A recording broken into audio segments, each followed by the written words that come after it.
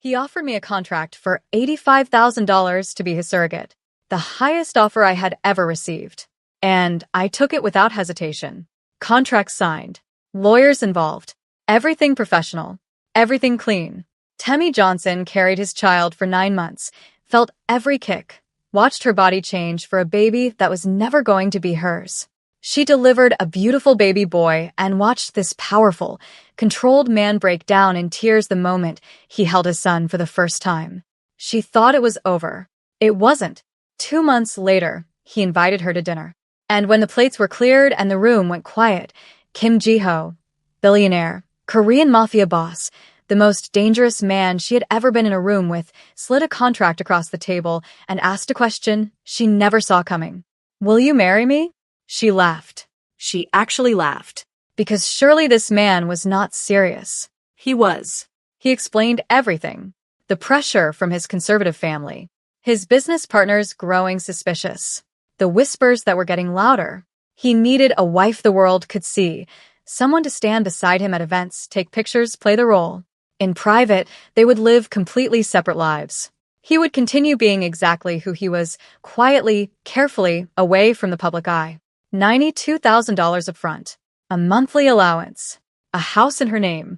Temmie sat there staring at the contract he slid across the table, completely shocked.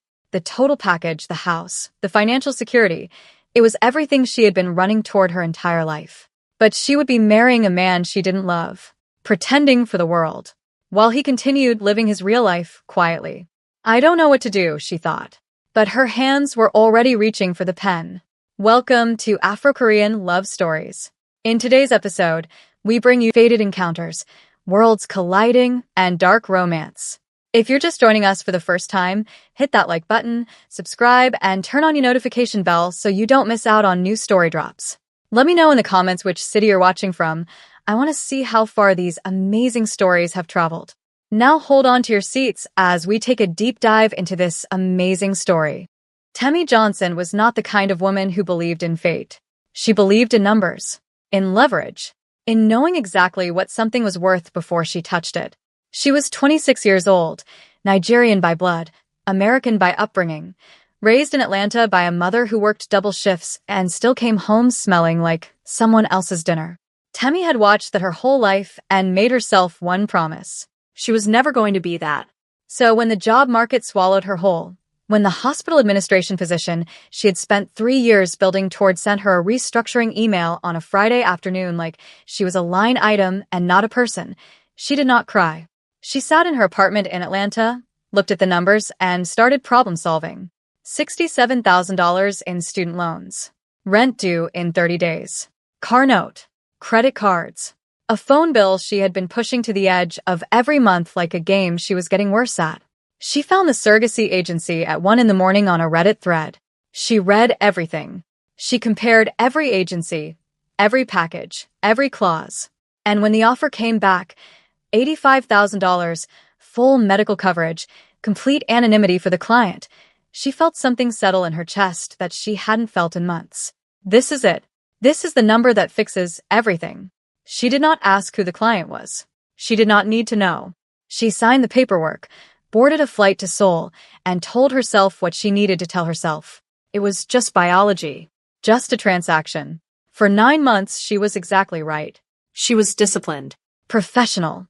She attended every appointment, followed every medical instruction, and kept her emotional distance. When people asked, she told them she was doing clinical research abroad. When her mother called from Lagos asking about grandchildren, she changed the subject. She had built a wall around the whole experience, and she maintained it without cracks. Until the delivery room. She had not planned for what happened in the delivery room. The baby came into the world at 4 a.m. on a Tuesday. And the man who walked through that door, this tall, composed, dark-eyed Korean man in a black coat who looked like he had never been uncertain about anything in his life, stopped completely when the nurse placed his son in his arms. Kim Ji-ho stood there holding this tiny child. His jaw tightened. His eyes filled. And then this man, this immovable, untouchable man, pressed his forehead gently against his son's and wept. Quietly. Completely. Like nobody was watching. Temmie watched. She looked away fast. Told herself it meant nothing. focused on the ceiling, on the numbers, on everything that was not the sight of a man discovering that he had a heart. Don't, she told herself. This is not your moment. This is not your baby. You are done here. She was discharged 2 days later. Jiho's assistant sent flowers to her hotel room and an envelope with a handwritten note that said simply, "Thank you. You gave me everything." Temi read it once, put it face down on the nightstand, and booked her flight home. She paid off 3 months of rent the morning the money cleared. She sat on the floor of her apartment and let herself breathe for the first time in a year. It was over. 53 days later, her phone rang. The voice on the other end was soft, professional, precise. "Miss Johnson, my name is On Jisoo. I'm calling on behalf of Mr. Kim Jiho. He would like to invite you to a private dinner in Seoul. A gesture of gratitude. All arrangements will be handled." Temi was quiet for a moment. "What kind of dinner?" "Simply a thank you, Miss Johnson. Nothing more." She should have said no. The chapter was closed. She had taken the money and left cleanly, and that was the right thing. That was the smart thing. But the travel package was business class. The hotel was 5 stars. And the per diem they offered for 3 days in Seoul was more than she made in 2 weeks at the job that had just let her go. She said yes. The elevator opened directly into his penthouse, and Temi stepped out into a place that did not feel like anywhere she had ever been. Glass ceiling. The entire Seoul skyline spread underneath it like something he had arranged personally. He was already there. Not behind a desk. Not with an assistant standing beside him. He was in the kitchen archway in a black shirt with his sleeves rolled to the elbow, holding his son on his hip, and he looked up when she walked in with the calm of a man who was never surprised by anything. "Miss Johnson." "Mr. Kim." Min-jae stared at her from his father's arms with wide, unblinking eyes. And then, without warning, the baby reached out one small hand directly toward her face. Something moved in Temi's chest so fast, she almost stepped back. She recovered, smiled at the baby, followed Jiho to the table, told herself she was here for the free dinner and the per diem and nothing else. The food was catered. The conversation was careful. He asked specific questions about Atlanta, about her work, about how she found Seoul, and he actually listened to the answers, which Temi found more disorienting than the penthouse. Men with this kind of money usually listen to themselves. Jiho listened like the information mattered. She began, dangerously, to relax. Then he excused himself to put Min-jae to sleep. He was gone for 20 minutes. When he came back, the energy in the room had shifted entirely. He sat down across from her, folded his hands on the table, and looked at her with those still, dark eyes. He placed a folder in front of her and said, "Before you open that, I want you to know that you can say no. There will be no consequences either way." Temi looked at the folder, looked at him. She opened it. The room went very quiet inside her head as she read. Then she read it again, slower this time, making sure she was seeing what she was seeing. Jiho watched her face with the patience of a man who had made his decision long before this moment. When she looked up, her expression gave nothing away. But her mind was moving at full speed. $92,000. $8,000 every month. A house. In my name. 5 years. "Will you marry me?" he had asked in the contract's opening clause, framed in the most corporate language she had ever seen a marriage proposal written in. She almost laughed. She controlled it. "Why me?" she said instead. Jiho's answer came, without hesitation. "Because you treated our arrangement like a business transaction, and you meant it. I need someone who will not confuse the contract." Temi set the folder down slowly. No job. And a man sitting across from her offering her a life she had been clawing toward since she was old enough to understand what poverty felt like. "I want the house deeded in my name before the wedding date, not after." His lawyer, silent in the corner until this moment, looked up. Jiho said, "Done." And the monthly figure doesn't move, regardless of any disputes about public performance. Agreed. Temi picked up the pen. She told herself it was just money. A transaction. Neither of them knew it yet, but the most dangerous contract either of them had ever signed had nothing to do with the papers on that table.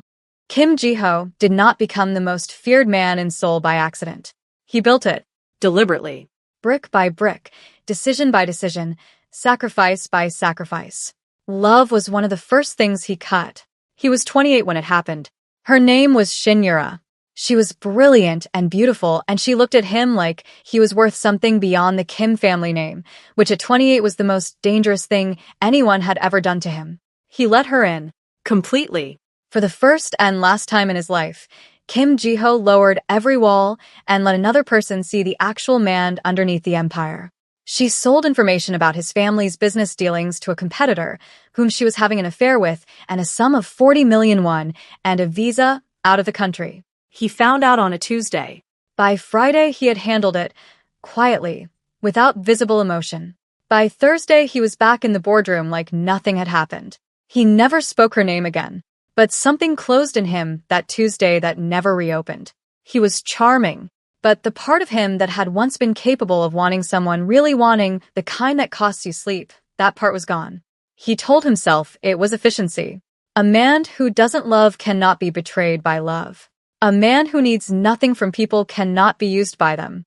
It was the cleanest equation he had ever solved. The only problem was the silence. Not the penthouse silence. He had filled that with work, with meetings, with the constant machinery of an empire that demanded everything. The other silence. The one that lived underneath all of it. The one that showed up at 2 in the morning when the building was empty and the city was dark and Kim Ji-ho sat alone at a table built for 12 and felt the specific weight of a life that had everything and nothing at the same time. He wanted an heir. Not to fill the silence. He was too honest with himself for that kind of sentimentality. He wanted an heir because the Kim empire needed a future, and he was not going to let everything he had built dissolve into a board of directors who would sell it for the right number. He wanted someone to pass it to. Someone who carried his blood and his name and would understand what it cost. He approached the surrogacy process the way he approached acquisitions. Research, vetting, negotiation. He went through 4 agencies before he found one with the standards he required. He reviewed 12 candidate profiles before he selected one. Temmie Johnson's file was the last one he read. Healthcare background. Financially motivated, which he respected more than altruism, because it was honest. American-raised Nigerian, which meant she understood 2 worlds and belonged completely to neither, which meant she would not be easily rattled. Her communication throughout the screening process had been direct, clear, and completely without performance. She never tried to seem warmer than she was. She never angled for more than the contract offered. He approved her file and went back to work. For 9 months, she was simply a medical arrangement happening in the background of his life. He sent a driver to every appointment, not out of sentiment, but because the asset required protection. He did not visit. He did not call. He maintained the exact distance the contract specified. Then Min Jae arrived. Ji-ho had prepared for a child the way he prepared for everything, practically, thoroughly, completely. The nursery was designed by the best firm in Seoul. The nanny was vetted across 6 rounds of interviews. The medical team was on retainer. He had a plan for every variable. He had not planned for what happened when the nurse placed his son in his arms. Something hit him in the chest so hard he forgot, for a moment, how to be Kim Ji-ho. This small, warm, entirely helpless thing looked up at him with dark eyes that were already somehow familiar, and Ji-ho felt the ground shift under everything he thought he knew about himself. I would burn the world for you, he thought. I would burn all of it. He pressed his forehead to his son's, and for the first time in 6 years, Kim Ji-ho wept. He was aware, distantly, that the surrogate was still in the room. He did not look at her. This moment was too real to perform composure through, and he was not ready to be seen. He went home with Min Jae that night and sat in the nursery until sunrise. The marriage decision came 3 months later. His father called a family meeting, the kind with lawyers present, which meant it was serious. The message was delivered without softness. The board was watching. Succession required stability. A man with an heir, but no wife raised questions that were becoming expensive. Ji-ho needed to present a family, or the family would begin making decisions about his future without him. He listened to all of it without expression.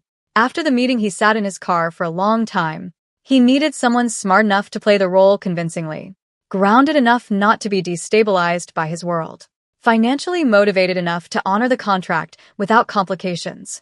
Someone who had already proven they could be trusted with something that mattered. He thought about the file, the directness, the lack of performance. He thought about how she had looked away in the delivery room when he cried, Not to give him privacy, but because she understood instinctively that the moment didn't belong to her, and she wasn't going to take it. He called his assistant that evening. Find Temmie Johnson. Set up a dinner. He told himself it was the logical choice. The cleanest option. A transaction with someone who already understood the terms. He was right about all of it.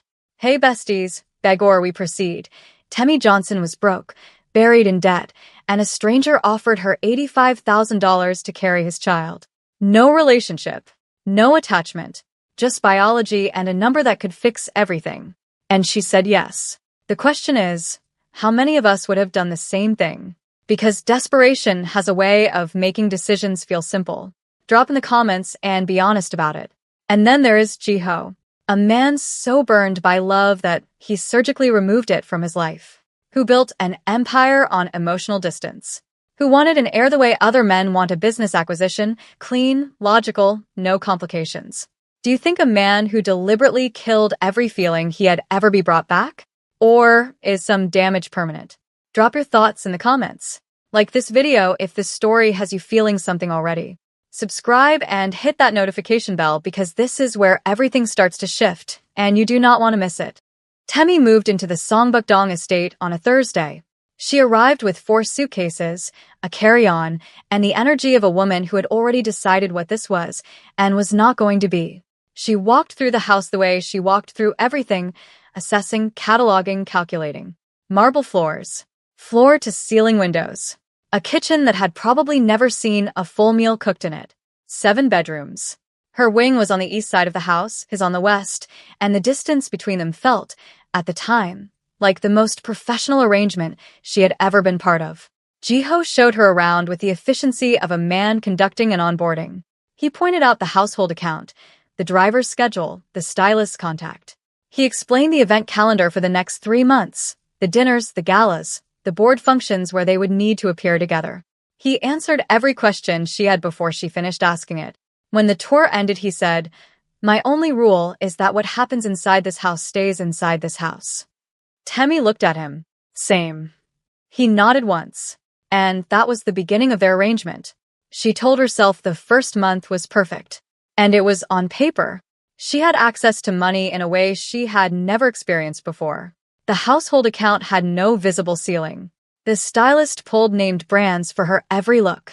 She attended her first Seoul gala on Jiho's arm in a dress that made 3 women visibly upset, and she felt, for the first time in her adult life, completely unbothered about everything. She video called her mother from the penthouse balcony overlooking the city and said casually, "I'm doing well, Ma." Her mother screamed for 4 minutes straight about the view. Temmie had paid off her student loans. She sat in her bathroom with her phone showing a 0 balance on the loan account, and she let herself cry. Just once. Just for a moment. Then she washed her face and went down to breakfast. The problem with the arrangement, and there was always going to be a problem because Temmie was smart enough to know that nothing this clean stays clean, was that Jiho was not what she had prepared for. She had prepared for cold. For a man who moved through his own house like a guest, indifferent, transactional, easy to keep at distance. What she got was someone who was precise in a way that kept catching her off guard. Then there was the morning she came downstairs to find 3 medical textbooks on the kitchen counter with a post-it note in his handwriting. She had mentioned, once briefly, that she was struggling to source 2 specific Korean medical journals for her continuing education hours. She had mentioned it the way you mention a mild inconvenience, not a request. She stood in the kitchen staring at those books for a long time. Stop it, she told herself. This is maintenance. He's protecting his investment. Don't make it something it isn't. She was still telling herself that 3 weeks later when she heard him through the baby monitor at midnight, reading to Min-jae in a low voice. She had gotten up for water. She stood in the hallway and listened without meaning to. He was telling the baby a story, half in Korean, half in English, switching between them naturally like breathing, and his voice in the dark was so different from his boardroom voice that Temmie stood there longer than she should have. She went back to bed and stared at the ceiling for an hour. The first time she felt jealousy, she didn't recognize it for what it was. It was a Tuesday evening. She was in the living room when she heard the front door.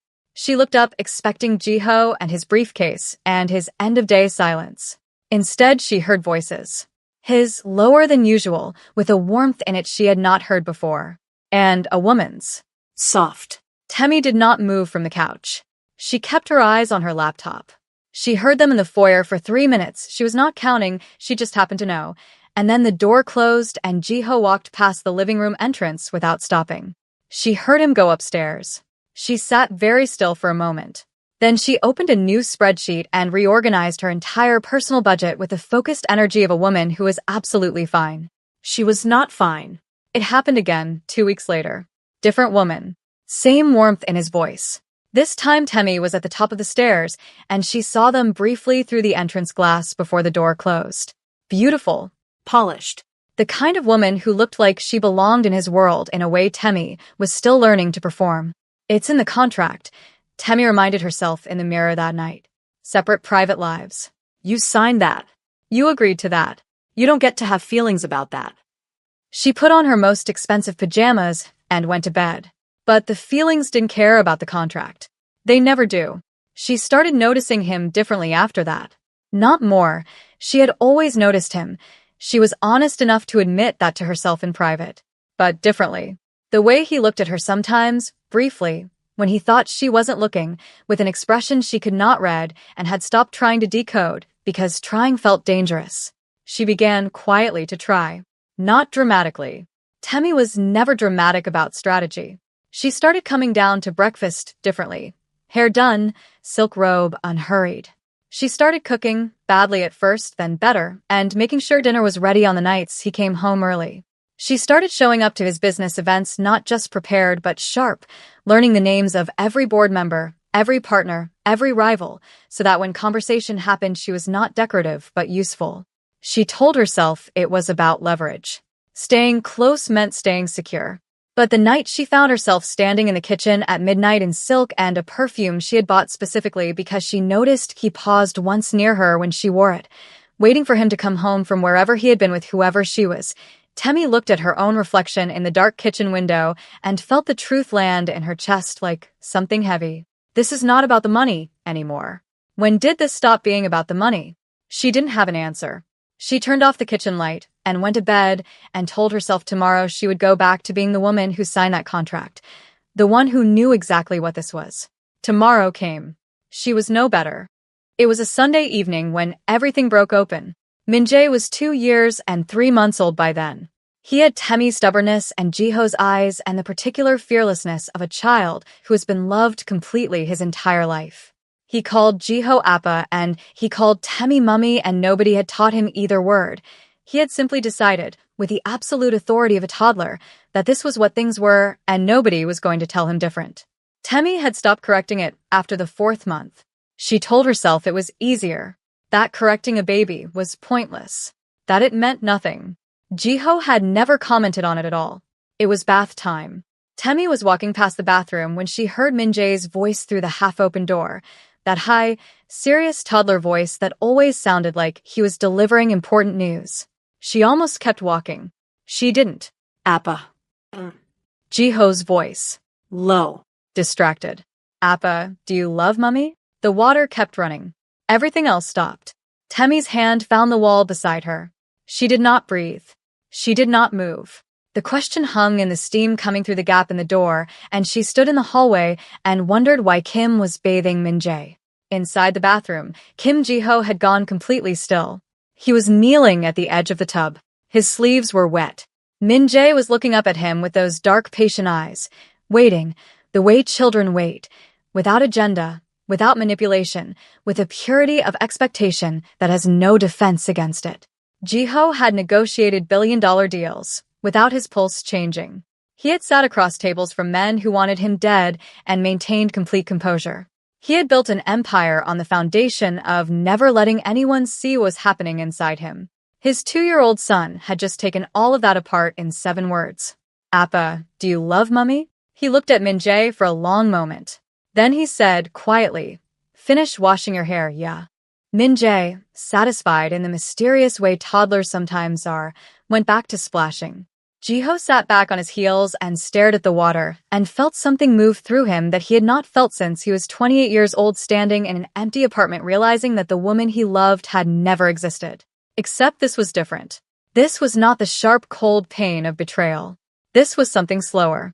Something that had been building so quietly for so long that he had successfully convinced himself it wasn't there, until a child with no understanding of impossible situations asked the one question that made the whole architecture visible. He thought about the morning he had noticed her at the kitchen counter at 6 a.m., still in her head wrap, reading medical journals with the focused intensity she brought to everything, and how he had stood in the doorway for almost a full minute before she noticed him. He thought about the night she got news that her mother was sick, how she had come downstairs and sat in the kitchen not crying but wanting to, and how he had made tea and sat across from her without saying anything because he understood instinctively that she did not want words, she wanted company. He had stayed until she went back upstairs. He had not slept after that. He thought about every event, every dinner, every public appearance where she had stood beside him and been so completely, effortlessly herself, sharp and composed and quietly devastating, and how he had started, without realizing it, looking for her first in every room they entered together. He thought about the women, the ones he had brought to the door, the ones he had gone out to meet, the ones he had told himself were proof that his private life was still his own. And how at some point he could not say exactly when they had stopped feeling like freedom and started feeling like distance, like he was going somewhere far away, and the thing pulling him back was in his own house. He finished the bath. He dressed Min-jae in his pajamas. He read the story, the one about the tiger and the moon that Min-jae demanded every night without variation, and he turned out the light and closed the door softly. He stood in the hallway. Temmie's door was closed. He knew she had been there. He had heard the stillness of her on the other side of the door, the particular quality of someone trying not to exist. She had heard everything. He raised his hand to knock, lowered it, raised it again, knocked twice. The door opened and she was standing there in a silk robe with her hair loose around her shoulders and her face doing the thing it did when she was feeling something she had decided not to show. Perfectly composed, eyes giving everything away. They looked at each other. Ji-ho said, "I don't know what's happening." It came out rougher than he intended, like something that had been held too long and lost its shape on the way out. Temmie was quiet for a moment, then walked towards him and shut his mouth with her finger and gave him a deep, long kiss. He didn't pull back. She didn't stop. "I have been wrong," he said finally, "about several things." The hallway felt very small. "Ji-ho," she called out his name. He looked into her eyes. "I don't know what this is," he said. "I don't have a framework for it." I removed the framework deliberately. "The contract." "I know." She cut him off again. "Temmie." "I know, Ji-ho." Her voice was steady, but her hands were not. "I'm not asking you for anything. I'm not changing the terms. I'm not doing that." He looked at her hands against the door frame. "What if I want to change the terms?" The hallway went completely silent. Temmie stared at him, the woman who had come to Seoul for a number, who had signed a contract for survival, who had spent 2 years building walls inside someone else's house and told herself every single day that the warmth she felt was just comfort, and the ache she felt when he left was just habit, and the way she lit up when he walked into a room was just proximity. What if I want to change the terms? She felt her eyes fill. She blinked it back hard. "You should be sure," she said. "Before you say something like that, you should be very sure, because I cannot do halfway. That's not something I'm built for." Ji-ho looked at her for a long moment. Then he said, "I have been sure for longer than I choose to admit." And Temmie Johnson, who did not believe in fate, who believed in numbers and leverage and knowing exactly what something was worth before she touched it, felt every last wall come down as she leaned into his arms and let go of the weight she had been carrying along. Some arrangements begin as transactions and end as the truest thing two people ever stumbled into. Temmie came to Seoul for a number. She stayed for a life she didn't know she was building. And Ji-ho, a man who had decided love was a variable he could simply remove from the equation, learned what every man who has ever tried that discovers eventually. You don't get to choose what breaks you open. You only get to choose what you do after. Now it's your turn. Do you think a man like Ji-ho can truly unlearn 6 years of emotional shutdown for one woman? Was Temmie wrong to stay in that arrangement knowing what she was feeling? And the real question, if Min-jae had never asked that question, do you think either of them ever would have said it out loud? Drop your answers in the comments. And if this story held you from the first second to the last, hit that like button, subscribe, and turn on your notifications because we have more Afro-Korean stories coming that you do not want to miss. We will see you in the next one.